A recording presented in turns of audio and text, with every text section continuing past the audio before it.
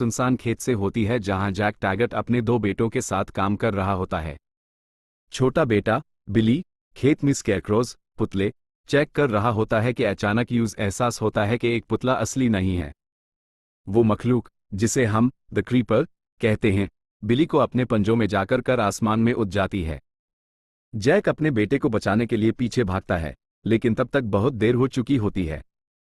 Jack की ईद में अपने बेटे को खून का दुख और यूएस मखलूक के लिए नफरत भर जाती है। ये मखलूक हर 23 साल में 23 दिनों के लिए जागती है और इंसानी जिस्म के हिस्से खाकर खुद को जिंदा रखती है। बस का सफर और पहला हमला दूसरी तरफ एक स्कूल की बास्केटबॉल टीम, उनकी चीयरलीडर्स और कोचेज एक बस में चैंपियनशिप जीत कर वापस लौट रहे होते हैं। सब बहुत खुश हैं, लेकिन उन्हें नहीं मालूम कि वो मखलूक अब उनका पीछा कर रही है। रास्ता सुनसान है और रात का वक्त होने वाला है। अचानक बस का एक टायर फट जाता है।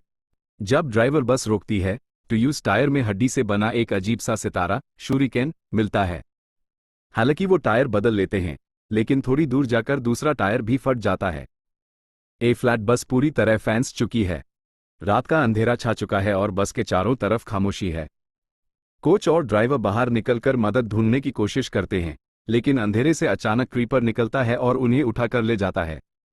ए फ्लैट बस में सिर्फ बचे रह गए हैं जो अंदर बैंड हैं और डर के मारे चीख रहे हैं। खौफ और विजन बस के अंदर एक चीयरलीडर मिंगसी को अचानक बेहोशी का दौरा पड़ता है।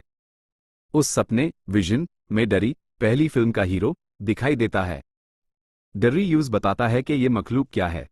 वो उस समझाता है कि द क्रीपर को जब किसी इंसानी अंग की जरूरत होती है तो वो यूज सूंघ कर चुनता है। अगर वो आपको देखकर डर जाए तो इसका मतलब है कि आपके अंदर कुछ ऐसा है जो उस चाहिए।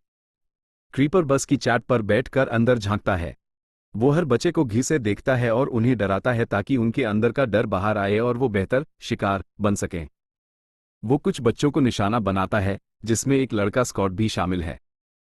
जैक टैगट की एंट्री जैक टैगट, जिसने पिछले 24 घंटे एक मशीन बनाने में गुजारे हैं, रेडियो पर बस के फंसने की खबर सुनता है। वो समझ जाता है कि ये वही मखलूक है। वो अपनी बनाई हुई हार्पून गुण, एक बड़ी मशीन जो भला फेंकती है, अपनी गाड़ी पर लगाता है और अपने बड़े बेटे के साथ निकल पड़ता है। इधर बस में क्रीपर ने हमला तेज कर दिया है। वो बस की चाट फाड़ कर अंदर घुसने की कोशिश करता है। बच्चे अपनी जान बचाने के लिए भागते हैं, लेकिन क्रीपर इतना ताकतवर है कि वो बस को पलटने की कोशिश करता है। ठीक उसी वक्त जैक टैगट वहां पहुंचता है और अपनी हार्पून गुण से क्रीपर पर पहला वॉर करता है। आखिरी मुकाबला जान की बाजी क्रीपर और जैक के बीच एक दहशतनाक लड़ाई शुरू होती है।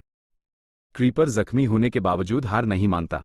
वो हवा में उड़ता है और जैक की गाड़ी पर हमला करता है। लड़ाई के दौरान क्रीपर का एक हाथ और पैर कट जाता है, लेकिन वो इतना खतरनाक है कि वो फौरन किसी और का अंग लिम्ब खाकर खुद को ठीक करने की कोशिश करता है। बच्चे बस से निकलकर खेत की तरफ भागते हैं।